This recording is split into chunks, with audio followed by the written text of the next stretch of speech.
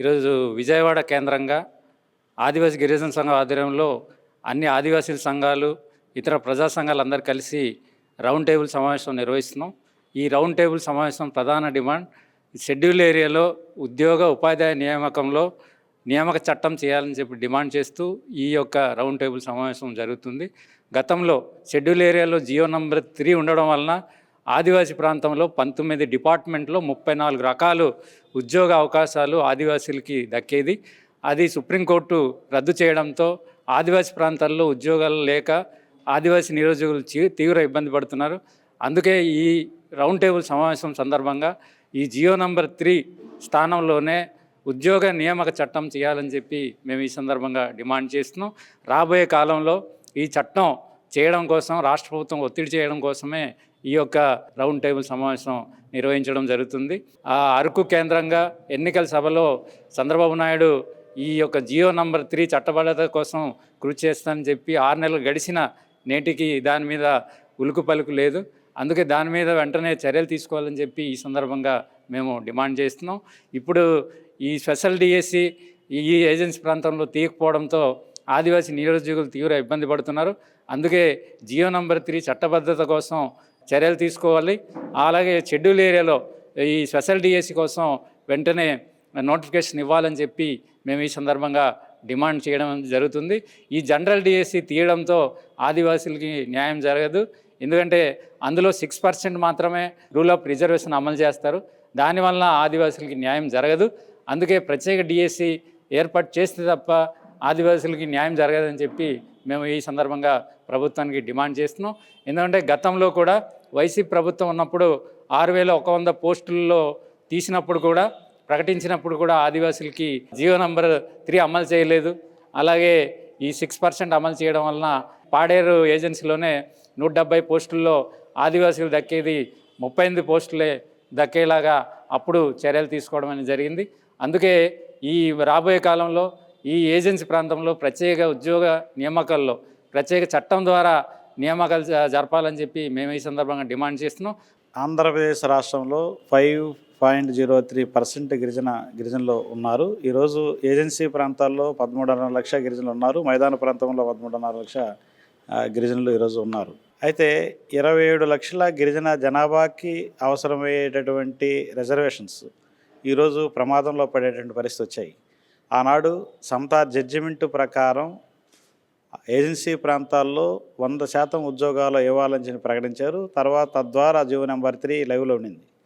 Jio number 3ని రద్దు చేశాక ప్రభుత్వం సరైనటువంటి కోర్టులో వాదన వినిపించలేకపోవడంతో దాదాపుగా ఏజెన్సీ ప్రాంతంలో ఉండేటటువంటి 13.5 లక్షల గిరిజన ఉద్యోగ ఉపాధ్యాయ అభ్యర్థులకు నిరాశగా మిగిలిన పరిస్థితి వచ్చింది. కాబట్టి దీని మీద ఈరోజు రాష్ట్ర ప్రభుత్వం ఇప్పుడేం చెప్తుందంటే గిరిజనేతరులని ఏజెన్సీ ప్రాంతాల్లో ఉద్యోగాలు ఇచ్చేదానికి గిరిజనులకి 6% రిజర్వేషన్లు మాత్రమే ఇచ్చేదానికి ప్రయత్నం చేస్తూ ఉంది. ఈ విధంగా గిరిజనులకి ప్రత్యేకమైనటువంటి భాష ఉంది. ఈ ప్రత్యేకమైన భాష ఆర్టికల్ 29, 32ని ఉల్లంఘించినట్లుగా అవుతుంది. ఆదివాసీ ప్రాంతాల్లో 100% ఉద్యోగాలు గిరిజనులతోటే స్థానిక గిరిజనులతోటే ఇవ్వాల్సి ఉంటే ఈ విధంగా చేయడం అనేది దుర్మార్గపూరితమైన చర్య. దీని మీద వెంటనే చట్టాన్ని తీసుకొని వచ్చి 100% ఉద్యోగాలు ఆదివాసీ ప్రాంతాల్లో ఉండేటటువంటి ఉద్యోగ ఉపాధ్యాయ పోస్టులని కూడా స్థానికులకే ఇచ్చేటట్లుగా పకడ్బందీగా చట్టం చేయాలని సందర్భంగా మేము డిమాండ్ చేస్తూ ఉన్నాం. భవిష్యత్తులో అన్ని ఉద్యోగ సంఘాలు గిరిజన సంఘాలు అన్నింటినీ యూనిటీగా చేసి దీని మీద కార్యక్రమాలు చేసేదానికి మేము ప్రయత్నం చేస్తూ ఉన్నాం. అయితే ఆదివాసీల హక్కుల పరిరక్షణ కోసం స్థానిక ఆదివాసీల ఎమ్మెల్యేలతోటే మేధావులతోటే టీఎస్సీ మీటింగు పెట్టి దీని మీద రక్షణ కల్పించేదానికి చొరవ తీసుకునేదానికి తద్వారా గవర్నర్కి రాష్ట్రపతికి నివేదించడం ద్వారా ఈ సమస్యను పరిష్కరించేదానికి వీలుంది. ఆ దిశగా ఈ రాష్ట్ర ప్రభుత్వం ప్రయత్నం చేయాలని చెప్పని మేము అడుగుతున్నాం. టీఎస్సీ రాష్ట్ర ప్రభుత్వం అధికారంలోకి వచ్చి దాదాపుగా 6 నెలలు అవుతున్నా టీఎస్సీ మీటింగ్ ఇంతవరకు జరపకపోవడం, దాదాపుగా 5.03% ఉన్న గిరిజనులకి ద్రోహం చేయడం తప్ప ఇంకేం లేదు. ఇంతమంది గిరిజనులకి మేలు చేసేటటువంటి ప్రయత్నం చేయడం లేదు. అదే కానీ చూసినట్లయితే ఏజెన్సీ ప్రాంతాల్లో ఈరోజు హైడ్రో పవర్ ప్రాజెక్టులు కావచ్చు, పెట్టుబడిదారులకి కార్పొరేట్ శక్తులకి అనుకూలమైనటువంటి విధానాల్లో చాలా అతిగా ప్రవర్తిస్తూ వాళ్ళ ప్రయోజనాలకి దండుగా చేసే వాటిలో మాత్రం ముందుంటున్నారు. స్థానిక గిరిజనుల యొక్క ప్రయోజనాలకి మెరుగుపరిచే దాంట్లో మాత్రం వెనకంజ వేస్తున్నారని చెప్పనేది ఈ విధంగా అనిపిస్తూ ఉంది. ప్రభుత్వం ఈ వైఖరి మారాలని చెప్పని మేము విజ్ఞప్తి చేస్తూ ఉన్నాం. ఈరోజు విజయవాడలో రౌండ్ టేబుల్ సమావేశం జరుగుతుంది.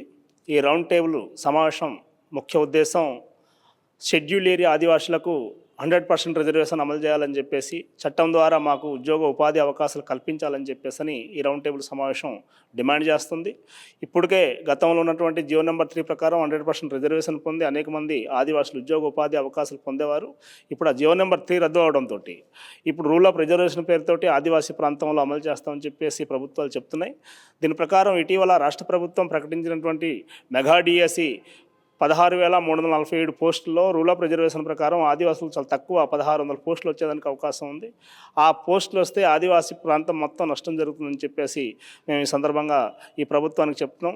అంతేకాకుండా ఈ రూల్ ఆఫ్ రిజర్వేషన్ అమలైతే ఖచ్చితంగా ఆదివాసులు అన్యాయం అవుతారు. అందుకనే ఆదివాసీ స్పెషల్ డిఎస్సి నోటిఫికేషన్ విడుదల చేసి ఆదివాసీ ప్రాంతంలో 100% రిజర్వేషన్ కల్పించాలని చెప్పేసి మేము ఈ సందర్భంగా డిమాండ్ చేయడం జరుగుతుంది. ఒక పాడేరు ఐటీడీఏ పరిధిలో రూల్ ఆఫ్ రిజర్వేషన్ అమలు చేస్తే కనీసం 250 పోస్టులు మాత్రం నుంచి 300 పోస్టులు మాత్రమే వచ్చేదానికి అవకాశం ఉంది. 1056 ఉపాధ్యాయ పోస్టులు ఖాళీ ఉన్నాయని చెప్పేసి ప్రభుత్వం లెక్కలు చెప్తున్నప్పుడు మిగిలిన 700 పోస్టులు ఏ రకంగా భర్తీ చేస్తారని చెప్పేసి ప్రభుత్వం మేము అడుగుతున్నాం. అందుకనే ఆదివాసీ స్పెషల్ డిఎస్సి నోటిఫికేషన్ ఇవ్వాలని చెప్పేసి ఈ సందర్భంగా మేము డిమాండ్ చేయడం జరుగుతుంది. అంతేకాకుండా ఇటీవల రాష్ట్ర ప్రభుత్వం అనేక రకమైన నోటిఫికేషన్ విడుదల చేసింది. శిశు సంక్షేమ శాఖ కావచ్చు, లేదా ఇతర శాఖలకు సంబంధించిన దాంట్లో ఒక గిరిజనుడు అంటే ఒక గిరిజనులు లేరు. కాబట్టి గిరిజనులకి 100% రిజర్వేషన్ కల్పించాలని చెప్పేసి మేము అడుగుతున్నాం. అది గిరిజన ప్రాంతంలో షెడ్యూల్ ఏరియాలో చేసే ప్రతి ఉద్యోగం ఆదివాసీకి దక్కాలని చెప్పేసి మేము అడుగుతున్నాం. అది ఆ రకంగా రాష్ట్ర ప్రభుత్వం చర్య తీసుకోవాలని చెప్పేసి ఈ సందర్భంగా డిమాండ్ చేస్తున్నాం. అంతేకాకుండా 2% మంది ఉన్న గిరిజన నేతలకేమో 97% ఉద్యోగ అవకాశాలు కల్పిస్తున్నారు. 98% నివసిస్తున్నటువంటి ఆదివాసులకి 2% ఉద్యోగ అవకాశాలు కల్పించడం అనేది చాలా దారుణం. కాబట్టి రాష్ట్ర ప్రభుత్వం ఇది ఖచ్చితంగా ఈ జియో నెంబర్ 3 బదులు ఖచ్చితంగా జీవో తీసుకొచ్చి చట్టం చేసి 100% రిజర్వేషన్ అమలు చేయాలని చెప్పేసి ఆదివాసీ గిరిజన సంఘం ఇప్పటికే పోరాటం నిర్వహిస్తుంది. భవిష్యత్తులో కూడా పోరాటం కొనసాగిస్తాం. ఈ రౌండ్ టేబుల్ సమావేశంతో పాటు రాష్ట్ర సదస్సు, జిల్లా సదస్సులు నిర్వహించి భవిష్యత్తులో కార్యాచరణ రూపొందిస్తాం. ఈ రాష్ట్ర ప్రభుత్వం ఈ డిఎస్సితో పాటు ఆదివాసీ స్పెషల్ డిఎస్సి నోటిఫికేషన్ కోసం, ఇతర ప్రభుత్వ ఉద్యోగ నియామకాల్లో ఖచ్చితంగా 100% రిజర్వేషన్ కోసం పోరాటానికి ఆదివాసీ గిరిజన సంఘం శ్రీకారం చుడుతుందని చెప్పేసి ఈ రౌండ్ టేబుల్ ద్వారా ఈ ప్రభుత్వానికి హెచ్చరిస్తున్నాం.